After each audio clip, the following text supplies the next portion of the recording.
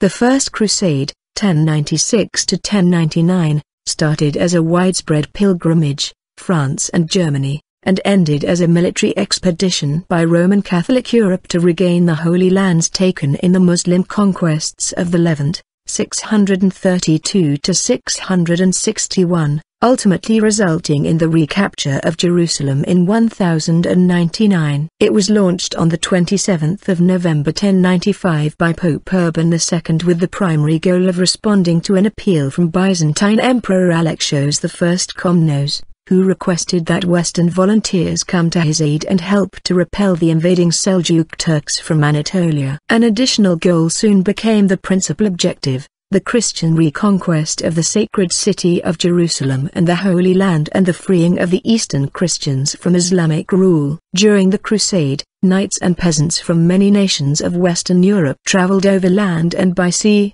first to Constantinople and then on towards Jerusalem. The Crusaders arrived at Jerusalem, launched an assault on the city, and captured it in July 1099, massacring many of the city's Muslim, Christian, and Jewish inhabitants. They also established the Crusader states of the Kingdom of Jerusalem, the County of Tripoli, the Principality of Antioch, and the County of Edessa. Because the First Crusade was largely concerned with Jerusalem, a city which had not been under Christian dominion for 461 years, and the Crusader army refused to return the land to the control of the Byzantine Empire. The status of the First Crusade as defensive or as aggressive in nature remains controversial.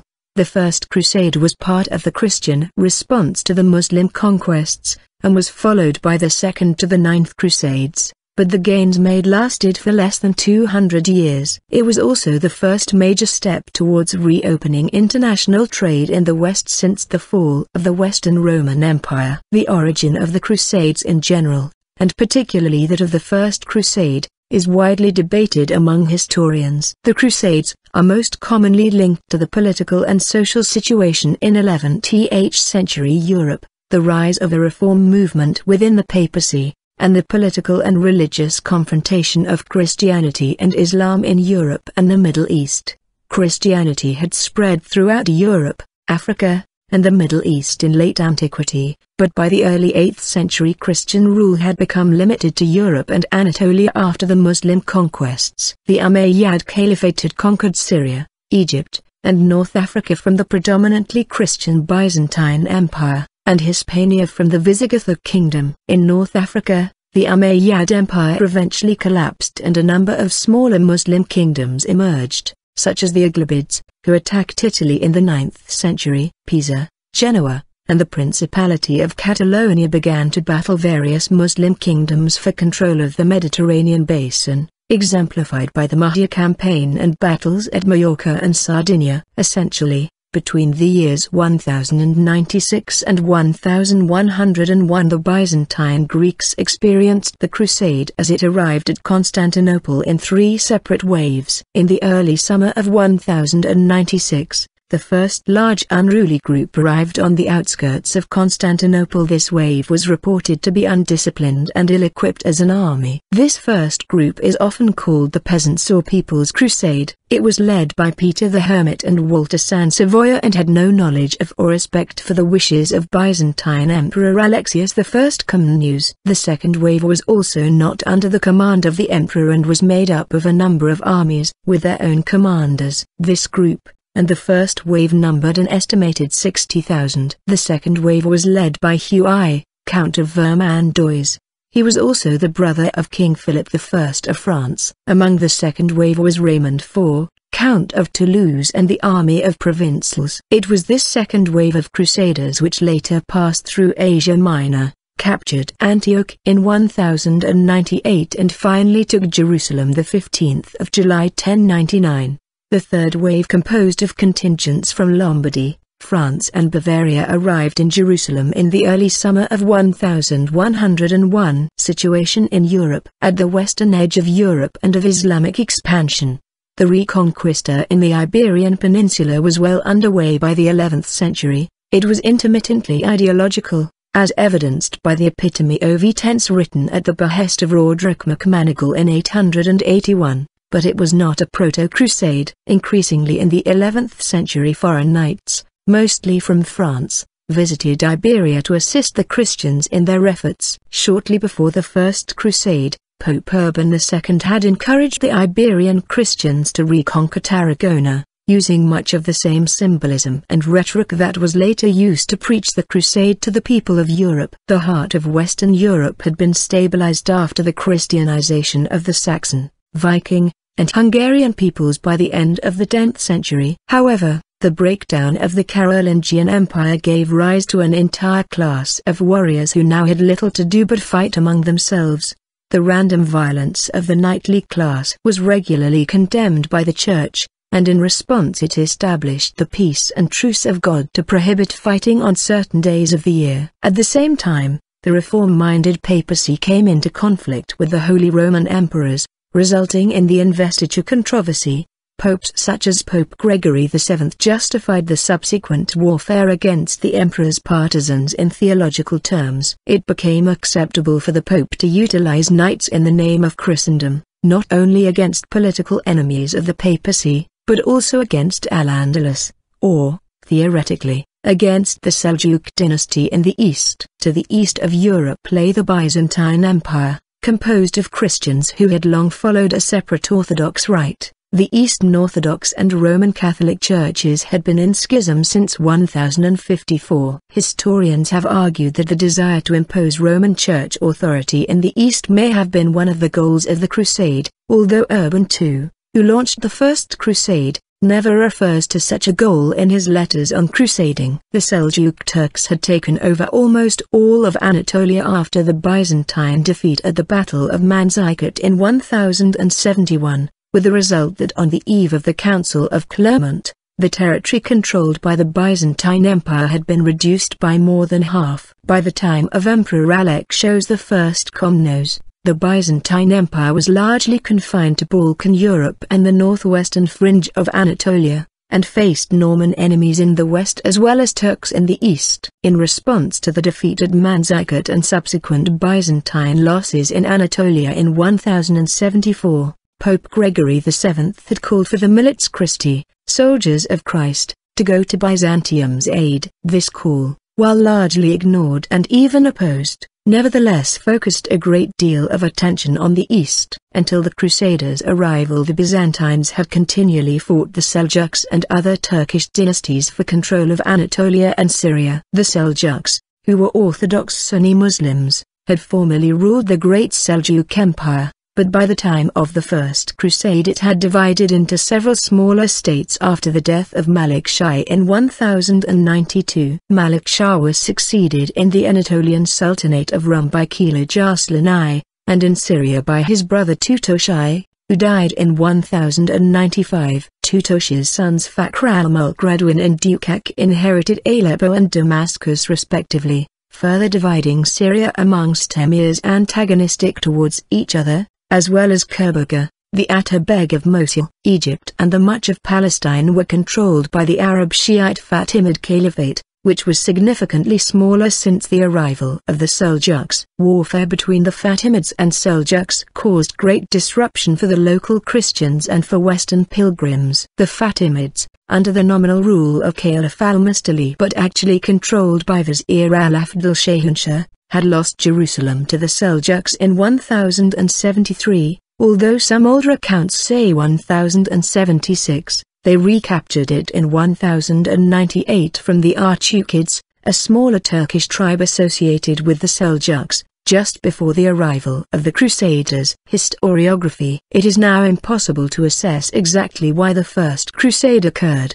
although many possible causes have been suggested by historians, most recently J. Rubinstein. The historiography of the Crusades reflects attempts made by different historians to understand the Crusades' complex causes and justifications. An early theory, the so-called Erdmann thesis, developed by German historian Karl Erdmann, directly linked the Crusades to the 11th century reform movements. This first theory claimed that the exportation of violence to the East, and the assistance to the struggling Byzantine Empire were the Crusaders' primary goals, and that the conquest of Jerusalem was more a secondary, popular goal. Generally, subsequent historians have either followed Erdmann, with further expansions upon his thesis, or rejected it. Some historians, such as Spiros Vryonis, have emphasized the influence of the rise of Islam generally, and the impact of the recent Seljuq onslaught specifically. Stephen Runciman argued that the crusade was motivated by a combination of theological justification for holy war and a general restlessness and taste for adventure,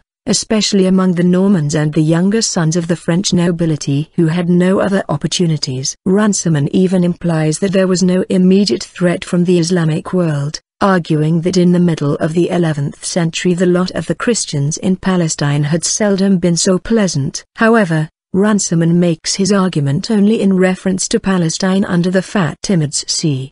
1029 to 1073, not under the Seljuks. Moreover, the source of his generally positive view of Palestinian Christians' lot in the later 11th century is unclear, as there were very few contemporary Christian sources from Palestine writing in this period, and surviving Christian sources deriving directly from Seljuk Palestine are virtually non-existent. In opposition to Runciman's argument, and on the basis of contemporary Jewish Cairo-Geniza documents, as well as later Muslim accounts, Moshkil argues that the Seljuk conquest and occupation of Palestine, c. 1073 to 1098, was a period of slaughter and vandalism, of economic hardship, and the uprooting of populations. Indeed, drawing upon earlier writers such as Ignatius of Mylittene, Michael the Syrian had recorded that the Seljuks subjected Coel Syria and the Palestinian coast to cruel destruction and pillage. Thomas Asbridge argues that the First Crusade was Pope Urban II's attempt to expand the power of the Church, and reunite the churches of Rome and Constantinople, which had been in schism since 1054. Asbridge, however, provides little evidence from Urban's own writings to bolster this claim, and Urban's 4 extant letters on crusading do not seem to express such a motive. According to Asbridge, the spread of Islam was unimportant because Islam and Christendom had coexisted for centuries in relative equanimity. Asbridge, however, fails to note that the recent Turkish conquests of Anatolia and southern Syria had shattered the tense but relatively stable balance of power that a somewhat revived Byzantine Empire had gradually developed with earlier Islamic powers over the course of the 10th and early 11th century. Following the defeat at Manzikert in 1071, Muslims had taken half of the Byzantine Empire's territory, and such strategically and religiously important cities as Antioch and Nicaea had only fallen to Muslims in the decade before the Council of Piacenza. Moreover, the harrowing accounts of the Turkish invasion and conquest of Anatolia recorded by such Eastern Christian chroniclers as John Scarlatzes, Michael Attaliates, Matthew of Edessa, Michael the Syrian and others, which are summarized by Vryonis, seem to contradict Asbridge's broad picture of equanimous coexistence between the Christian and the Muslim worlds in the second half of the 11th century. Thomas Madden represents a view almost diametrically opposed to that of Asbridge. While the Crusade was certainly linked to church reform and attempts to assert papal authority, he argues that it was most importantly a pious struggle to liberate fellow Christians, who, Madden claims, had suffered mightily at the hands of the Turks. This argument distinguishes the relatively recent violence and warfare that followed the conquests of the Turks from the general advance of Islam, the significance of which is dismissed by Runciman and Asbridge. Christopher Tyerman incorporates both arguments in his thesis, namely, that the Crusade developed out of church reform and theories of holy war as much as it was a response to conflicts with the Islamic world throughout Europe and the Middle East. In Jonathan Riley Smith's view, poor harvests, overpopulation, and a pre-existing movement towards colonizing the frontier areas of Europe also contributed to the Crusade. However, he also takes care to say that most commentators then and a minority of historians now have maintained that the chief motivation was a genuine idealism. The idea that the Crusades were a response to Islam dates back as far as 12th century historian William of Tyre, who began his chronicle with the fall of Jerusalem to Namur. Although the original Islamic conquests had taken place centuries before the First Crusade, more recent events would have been fresh in the minds of the European Christians of the time. For example, in 1009 the Church of the Holy Sepulchre had been destroyed by the Fatimid Caliph al-Hakam by Umbrella. Pope Sergius IV supposedly called for a military expedition in response, and in France, many Jewish communities were even attacked in a misdirected retaliation. Despite the church's rebuilding after al-Hakam's death, and pilgrimages resuming, including the Great German Pilgrimage of 1064 to 1065, pilgrims continued to suffer attacks from local Muslims. In addition, the even more recent Turkish incursions into Anatolia and northern Syria were certainly viewed as devastating by Eastern Christian chroniclers, and it is plausible they were presented as such by the Byzantines to the Pope in order to solicit the aid of European Christians. Council of Clermont. While the Crusades had causes deeply rooted in the social and political situations of 11th century Europe, the event actually triggering the First Crusade was a request for assistance from Byzantine Emperor Alexios I. Komnenos. Alexios was worried about the advances of the Seljuks, who had reached as far west as Nicaea, not far from Constantinople. In March 1095, Alexios sent envoys to the Council of Piacenza to ask Pope Urban II for aid against the Turks. Urban responded favorably,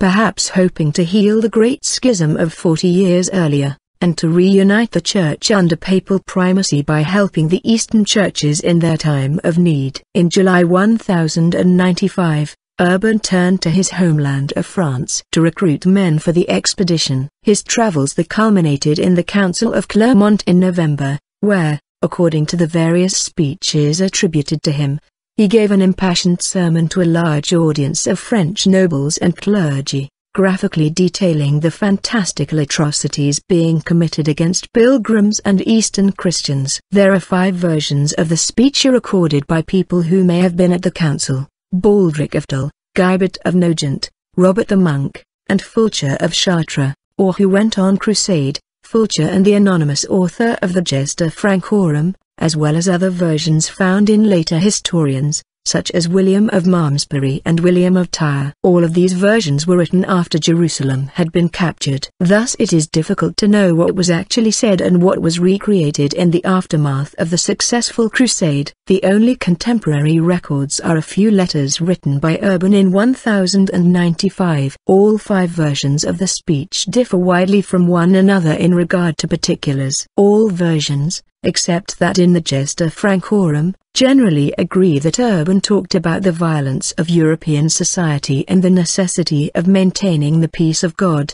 about helping the Greeks, who had asked for assistance, about the crimes being committed against Christians in the East, and about a new kind of war, an armed pilgrimage, and of rewards in heaven, where remission of sins was offered to any who might die in the undertaking. They do not all specifically mention Jerusalem as the ultimate goal, however. It has been argued that Urban's subsequent preaching reveals that he expected the expedition to reach Jerusalem all along. According to one version of the speech, the enthusiastic crowd responded with cries of Deus vult, God wills it. However, other versions of the speech do not include this detail. Recruitment. Urban's speech had been well planned. He had discussed the crusade with Adhema of Lipue and Raymond IV, Count of Toulouse, and instantly the expedition had the support of 2 of southern France's most important leaders. Adhema himself was present at the council and was the first to take the cross. During the rest of 1095 and into 1096,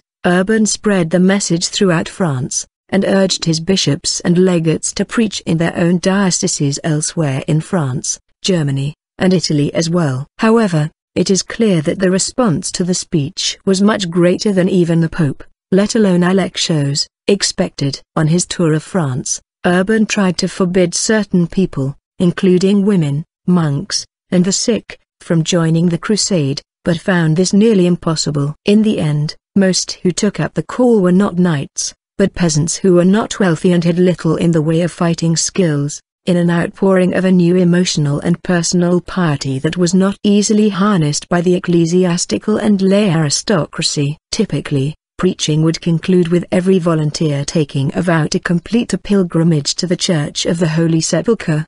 They were also given a cross, usually sewn onto their clothes. As Thomas Asbridge wrote, "Just as we can do nothing more than estimate the number of thousands who responded to the crusading ideal, so too, with the surviving evidence, we can gain only a limited insight into their motivation and intent." Previous generations of scholars argued that the Crusaders were motivated by greed, hoping to find a better life away from the famines and warfare occurring in France, but as Asbridge notes, this image is profoundly misleading. He argues that greed was unlikely to have been a major factor because of the extremely high cost of traveling so far from home, and because almost all of the Crusaders eventually returned home after completing their pilgrimage rather than trying to carve out possessions for themselves in the Holy Land. It is difficult or impossible to assess the motives of the thousands of poor for whom there is no historical record, or even those of important knights,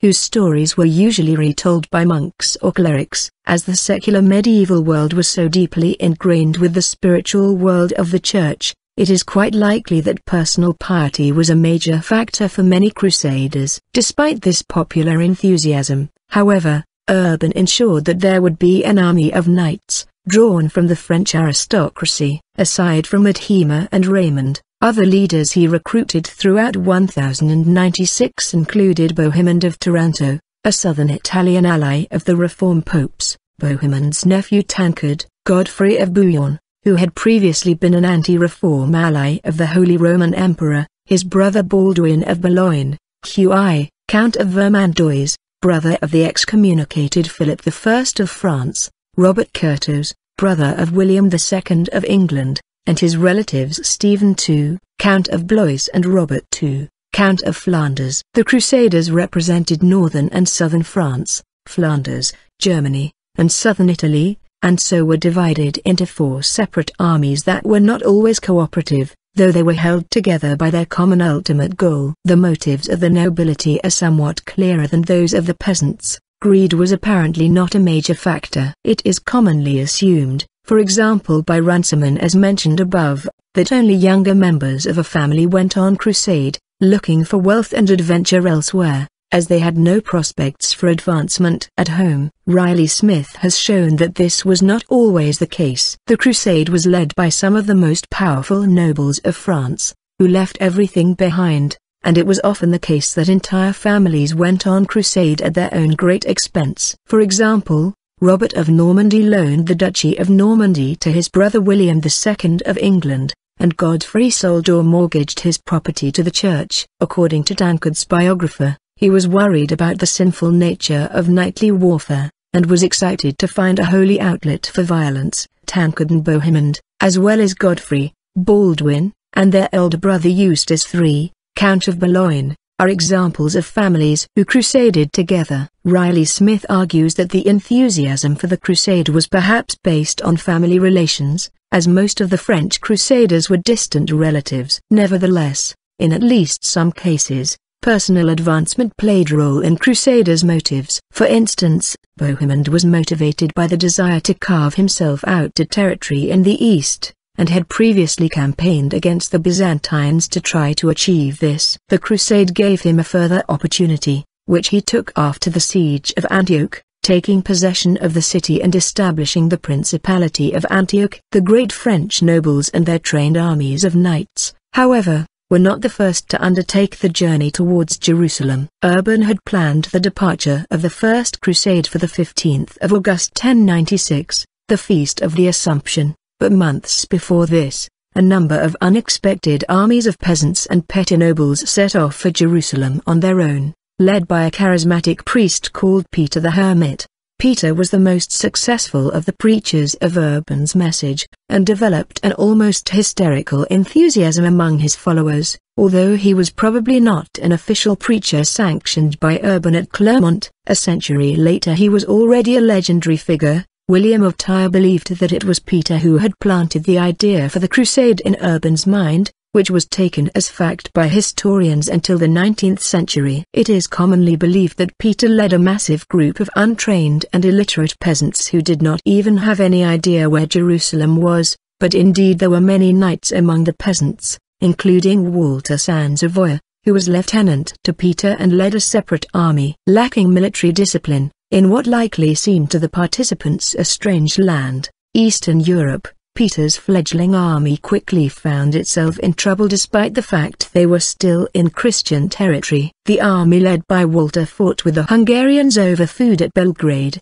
but otherwise arrived in Constantinople unharmed. Meanwhile, the army led by Peter, which marched separately from Walter's army, also fought with the Hungarians, and may have captured Belgrade. At Nish the Byzantine governor tried to supply them, but Peter had little control over his followers and Byzantine troops were needed to quell their attacks. Peter arrived at Constantinople in August, where his army joined with the one led by Walter, which had already arrived, as well as separate bands of crusaders from France, Germany, and Italy. Another army of Bohemians and Saxons did not make it past Hungary before splitting up. This unruly mob began to attack and pillage outside the city in search of supplies and food, prompting Alexios to hurriedly ferry the gathering across the Bosporus 1 week later. After crossing into Asia Minor, the Crusaders split up and began to pillage the countryside, wandering into Seljuq territory around Nicaea. The greater experience of the Turks was overwhelming.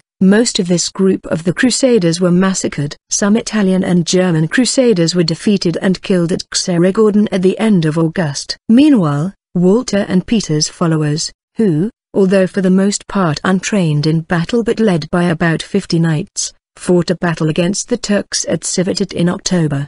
The Turkish archers destroyed the Crusader army, and Walter was among the dead. Peter, who was absent in Constantinople at the time, later joined the main Crusader army, along with a few survivors of Civitate. Attacks on Jews in the Rhineland. At a local level, the preaching of the First Crusade ignited violence against Jews, which some historians have deemed the first Holocaust. At the end of 1095 and beginning of 1096, months before the departure of the official crusade in August, there were attacks on Jewish communities in France and Germany. In May 1096, Imago of Flunheim, sometimes incorrectly known as Imago of Lingen, attacked the Jews at Speyer and Worms. Other unofficial crusaders from Swabia, led by Hartmann of Dillingen, along with French, English, Lutheran and Flemish volunteers, led by Drogo of Nesle and William the Carpenter, as well as many locals, joined Imago in the destruction of the Jewish community of Mainz at the end of May. In Mainz, one Jewish woman killed her children rather than see them killed.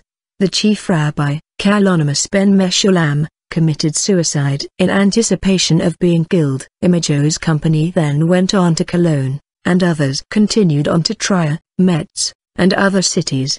Peter the Hermit may have been involved in violence against the Jews, and an army led by a priest named Folkmar also attacked Jews further east in Bohemia. Imago's army eventually continued into Hungary but was defeated by the army of Koloman of Hungary. His followers dispersed. Some eventually joined the main armies, although Imago himself went home. Many of the attackers seem to have wanted to force the Jews to convert, although they were also interested in acquiring money from them. Physical violence against Jews was never part of the church hierarchy's official policy for crusading, and the Christian bishops, especially the Archbishop of Cologne, did their best to protect the Jews. A decade before, the Bishop of Speyer had taken the step of providing the Jews of that city with a guarded quarter to protect them from Christian violence and given their chief rabbis the control of judicial matters in the quarter. Nevertheless, some also took money in return for their protection.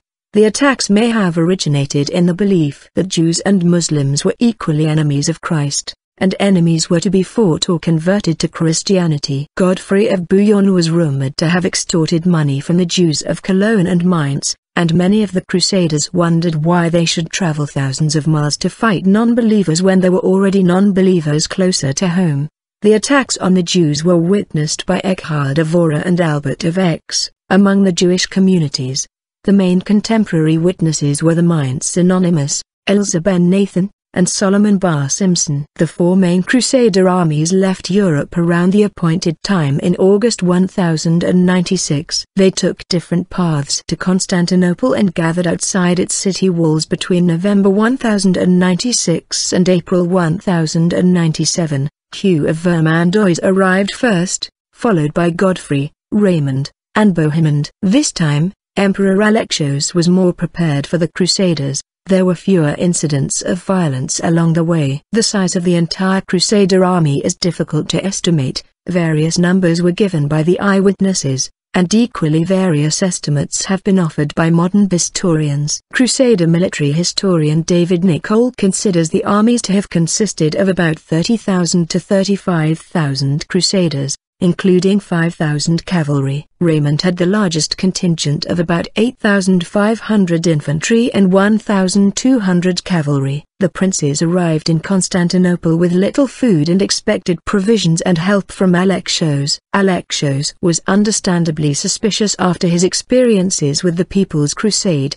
and also because the knights included his old Norman enemy, Bohemond, who had invaded Byzantine territory on numerous occasions with his father, Robert Guiscard, and may have even attempted to organize an attack on Constantinople while encamped outside the city. The Crusaders may have expected Alexios to become their leader, but he had no interest in joining them, and was mainly concerned with transporting them into Asia Minor as quickly as possible. In return for food and supplies, Alexios requested the leaders to swear fealty to him and promise to return to the Byzantine Empire any land recovered from the Turks. Godfrey was the first to take the oath, and almost all the other leaders followed him, although they did so only after warfare had almost broken out in the city between the citizens and the Crusaders, who were eager to pillage for supplies. Raymond alone avoided swearing the oath, instead pledging that he would simply cause no harm to the empire. Before ensuring that the various armies were shuttled across the Bosporus,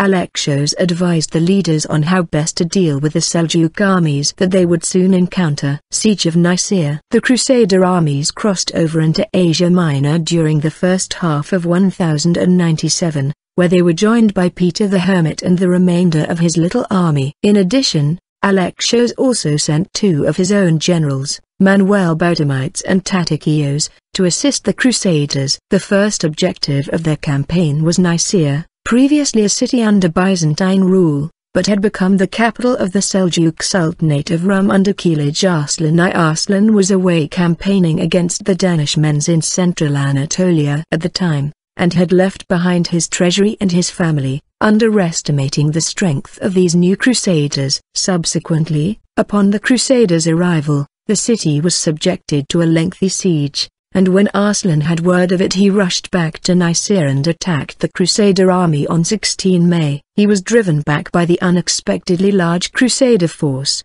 with heavy losses being suffered on both sides in the ensuing battle. The siege continued, but the Crusaders had little success as they found they could not blockade the lake, which the city was situated on, and from which it could be provisioned. To break the city, Alexios sent the Crusaders' ships rolled overland on logs, and at the sight of them the Turkish garrison finally surrendered on 18 June. The city was handed over to the Byzantine troops, which has often been depicted as a source of conflict between the empire and the Crusaders. Byzantine standards flew from the walls while the Crusaders were forbidden from looting the city or even entering it except in small escorted bands. However, this policy was in accordance with the previous oaths made to Alexios, and the emperor ensured that the Crusaders were well paid for their efforts. As Thomas Asbridge writes, the fall of Nicaea was a product of the successful policy of close cooperation between the Crusaders and Byzantium. After handing custody of Nicaea to the Byzantines,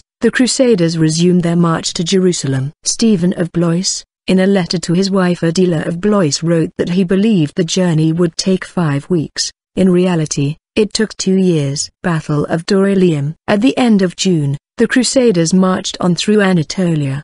They were accompanied by some Byzantine troops under Tatikios, and still harbored the hope that Alexios would send a full Byzantine army after them.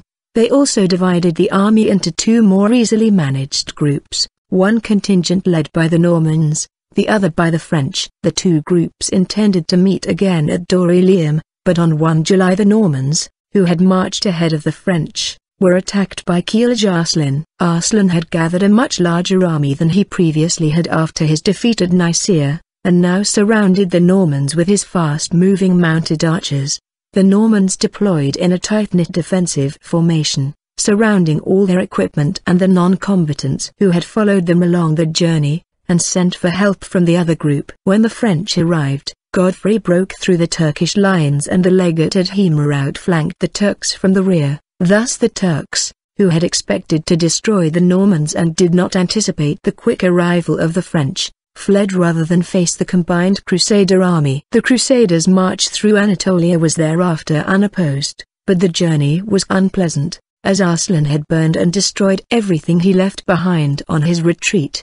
It was the middle of summer, and the Crusaders had very little food and water. Many men and horses died. Fellow Christians sometimes gave them gifts of food and money, but more often than not, the Crusaders simply looted and pillaged whenever the opportunity presented itself. Individual leaders continued to dispute the overall leadership, although none of them were powerful enough to take command on their own, as Hema was always recognized as the spiritual leader. After passing through the Cilician gates, Baldwin of Blois set off on his own towards the Armenian lands around the Euphrates. His wife, his only claim to European lands and wealth, had died after the battle, giving Baldwin no incentive to return to Europe. Thus, he resolved to seize a fiefdom for himself in the Holy Land. Early in 1098, he was adopted as heir by Thures of Edessa, a ruler who was disliked by his Armenian subjects for his Greek Orthodox religion. Thures was later killed,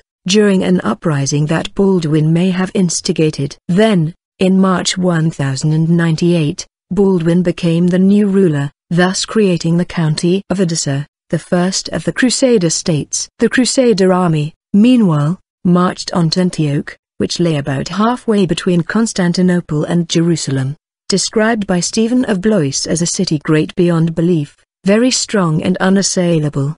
The idea of taking the city by assault was a discouraging one to the Crusaders, hoping rather to force a capitulation, or find a traitor inside the city, a tactic that had previously seen Antioch change to the control of the Byzantines and then the Seljuq Turks. The Crusader army set Antioch to siege on the 20th of October 1097. During the almost 8 months of the siege, they were forced to defeat 2 large relief armies under the leadership of Dukak and Fakhr al-Mulk Radwan. Antioch was so large that the Crusaders did not have enough troops to fully surround it, and as a result it was able to stay partially supplied. On the 4th of March 1098, relief arrived in the form of a Crusader fleet, the Saxon Crusade, bringing much-needed supplies from the west. In May 1098, Kerboga of Mosul approached Antioch to relieve the siege. Bohemond bribed an Armenian guard named Firuz to surrender his tower, and in June the Crusaders entered the city and killed most of the inhabitants. However, only a few days later the Muslims arrived, laying siege to the former besiegers. According to Raymond Dagallas, it was at this point that a monk named Peter Bartholomew claimed to have discovered the Holy Lance in the city, and although some were skeptical, this was seen as a sign that they would be victorious. On the 28th of June 1098, the Crusaders defeated Kerboga in a pitched battle outside the city, a victory caused by Kerboga's inability to organize the different factions in his army. While the Crusaders were marching towards the Muslims, the Fatimid section of the army deserted the Turkish contingent, as they feared Kerboga would become too powerful were he able to defeat the Crusaders. According to Christian eyewitnesses, an army of Christian saints came to the aid of the Crusaders during the battle and crippled Kerboga's army. Stephen of Blois, a Crusade leader, was in Alexandretta when he learned of the situation in Antioch. It seemed like their situation was hopeless, so he left the Middle East, warning Alexios and his army on his way back to France. Because of what looked like a massive betrayal, the leaders at Antioch, most notably Bohemond, argued that Alexios had deserted the crusade and thus invalidated all of their oaths to him. While Bohemond asserted his claim to Antioch, not everyone agreed, most notably Raymond of Toulouse, so the crusade was delayed for the rest of the year while the nobles argued amongst themselves. When discussing this period, A common historiographical viewpoint advanced by some scholars is that the Franks of northern France, the Provençals of southern France, and the Normans of southern Italy considered themselves separate nations, creating turmoil as each tried to increase its individual status. Others argue that while this may have had something to do with the disputes, personal ambition among the Crusader leaders might just be as easily blamed. Meanwhile, a plague broke out, killing many among the army, including the legate Hema, who died on 1 August. There were now even fewer horses than before, and worse, the Muslim peasants in the area refused to supply the Crusaders with food. Thus, in December, after the Arab town of Marat al-Numan was captured following a siege, history describes the first occurrence of cannibalism among the Crusaders. Radulf of Caen wrote, "In Marat our troops boiled pagan adults in cooking pots. They impaled children on spits and devoured them grilled." At the same time, the Mennonites and soldiers had become increasingly restless and threatened to continue to Jerusalem without their squabbling leaders. Finally, at the beginning of 1099, the march restarted, leaving Bohemond behind as the first prince of Antioch. Proceeding down the Mediterranean coast, the Crusaders encountered little resistance, as local rulers preferred to make peace with them and furnish them with supplies rather than fight, with a notable exception of the abandoned siege of Acre. On 7 June, the Crusaders reached Jerusalem, which had been recaptured from the Seljuks by the Fatimids only the year before. Many Crusaders wept upon seeing the city they had journeyed so long to reach. Crusaders' arrival at Jerusalem revealed an arid countryside, lacking in water or food supplies. Here there was no prospect of relief, even as they feared an imminent attack by the local Fatimid rulers. There was no hope of trying to blockade the city as they had at Antioch. The Crusaders had insufficient troops, supplies, and time. Rather, they resolved to take the city by assault. They might have been left with little choice, as by the time the Crusader army reached Jerusalem, it has been estimated that only about 12,000 men including 1,500 cavalry remained. These contingents, composed of men with differing origins and varying allegiances, were also approaching another low ebb in their camaraderie. For example, while Godfrey and Tancred made camp to the north of the city, Raymond made his to the south. In addition, the Provençal contingent did not take part in the initial assault on 13 June. This first assault was perhaps more speculative than determined, and after scaling the outer wall the Crusaders were repulsed from the inner one. After the failure of the initial assault, a meeting between the various leaders was organized in which it was agreed upon that a more concerted attack would be required in the future. On 17 June, a party of Genoese mariners under Guglielmo Imbriaco arrived at Jaffa, and provided the Crusaders with skilled engineers, and perhaps more critically, supplies of timber, cannibalized from the ships, to build siege engines. The Crusaders' morale was raised when a priest, Peter Desiderius, claimed to have had a divine vision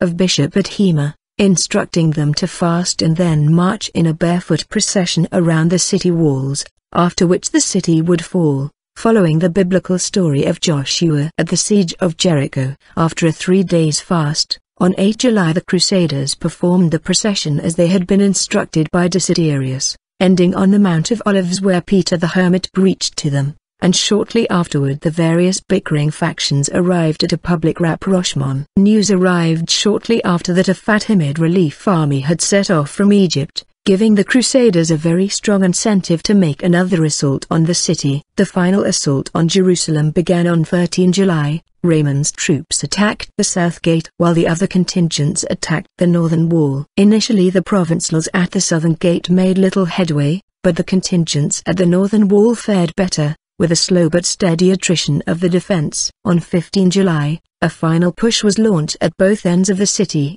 and eventually the inner rampart of the northern wall was captured. In the ensuing panic, the defenders abandoned the walls of the city at both ends, allowing the Crusaders to finally enter. Massacre.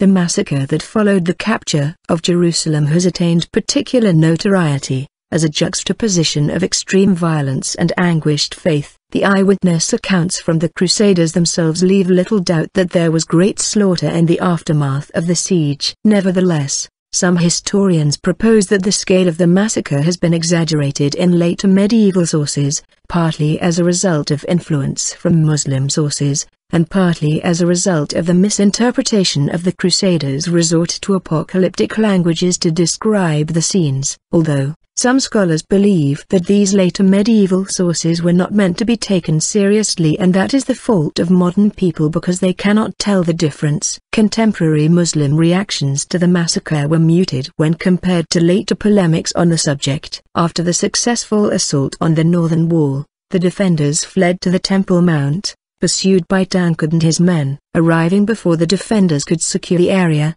Tancred's men assaulted the precinct, butchering many of the defenders, with the remainder taking refuge in the Al-Aqsa Mosque. Tancred then called a halt to the slaughter, offering those in the mosque his protection. When the defenders on the southern wall heard of the fall of the northern wall, they fled to the citadel, allowing Raymond and the provincials to enter the city. Iftikhar al-Dawla, the commander of the garrison, struck a deal with Raymond, surrendering the citadel in return for being granted safe passage to Ascalon. The slaughter continued for the rest of the day. Muslims were indiscriminately killed, and Jews who had taken refuge in their synagogue died when it was burnt down by the Crusaders. The following day, Tancred's prisoners in the mosque were slaughtered. Nevertheless, it is clear that some Muslims and Jews of the city survived the massacre, either escaping or being taken prisoner to be ransomed. The Eastern Christian population of the city had been expelled before the siege by the governor, and thus escaped the massacre. Establishment of the Kingdom of Jerusalem. On 22 July,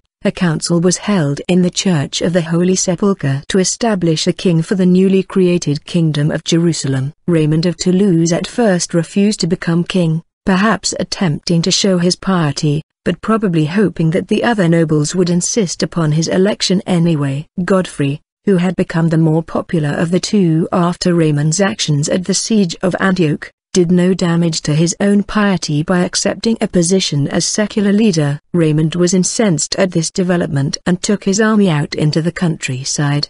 The exact nature and meaning of Godfrey's title is somewhat controversial, although it is widely claimed that he took the title Advocatus Sancti Sepulchri, advocate or defender of the Holy Sepulchre. This title is only used in a letter that was not written by Godfrey. Instead, Godfrey himself seems to have used the more ambiguous term princeps, or simply retained his title of dux from Lower Lorraine. According to William of Tyre, writing in the later 12th century when Godfrey was already a legendary hero in Crusader Jerusalem, he refused to wear a crown of gold where Christ had worn a crown of thorns. Robert the Monk is the only contemporary chronicler of the Crusade to report that Godfrey took the title king. Battle of Ascalon. The Crusaders had attempted to negotiate with the Fatimids during their march to Jerusalem, but to no avail. After the Crusaders captured Jerusalem from the Fatimids, they learned of a Fatimid army about to attack them. On 10 August, Godfrey of Bouillon led the remaining troops from Jerusalem to Ascalon,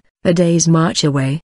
The Fatimids were estimated to have as many as 50,000 troops, other sources estimate about 20,000 to 30,000. Entering the battle, their troops consisted of Seljuq Turks, Arabs, Persians, Armenians, Kurds, and Ethiopians, led by Vizier Al-Afdal Shahanshah. Opposing them were the Crusaders, whose numbers, estimated by Raymond of Agallas, were around 1,200 knights and 9,000 infantry. On 12 August, Crusader scouts discovered the location of the Fatimid camp, which the Crusaders immediately marched towards. According to most Crusader and Muslim accounts, the Fatimids were caught unaware. Because of a somewhat ill-prepared Fatimid army, the battle was fairly short, although it still took some time to resolve. According to Albert of Aix, Al-Afdal Shahanshah and his army retreated into the heavily guarded and fortified city of Ascalon. The next day the Crusaders learned that Al-Afdal Shahanshah had retreated back to Egypt via boat,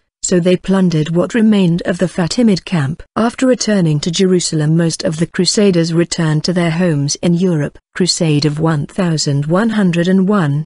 Having captured Jerusalem and the Church of the Holy Sepulchre, the crusading vow had hence been fulfilled. However, there were many who had gone home before reaching Jerusalem, and many who had never left Europe at all. When the success of the crusade became known, These people were mocked and scorned by their families and threatened with excommunication by the Pope. Many crusaders who had remained with the crusade all the way to Jerusalem also went home, according to Fulcher of Chartres. There were only a few hundred knights left in the newfound kingdom in 1100. Godfrey himself only ruled for 1 year, dying in July 1100. He was succeeded by his brother, Baldwin of Edessa, the first person to take the title King of Jerusalem. Among the Crusaders in the Crusade of 1101 were Stephen II, Count of Blois, and Hugh of Vermandois, both of whom had returned home before reaching Jerusalem. This crusade was almost annihilated in Asia Minor by the Seljuks, but the survivors helped to reinforce the kingdom upon their arrival in Jerusalem. In the following years, assistance was also provided by Italian merchants who established themselves in Syrian ports, and from the religious and military orders of the Knights Templars and the Knights Hospitaller, which were created during Baldwin I's reign.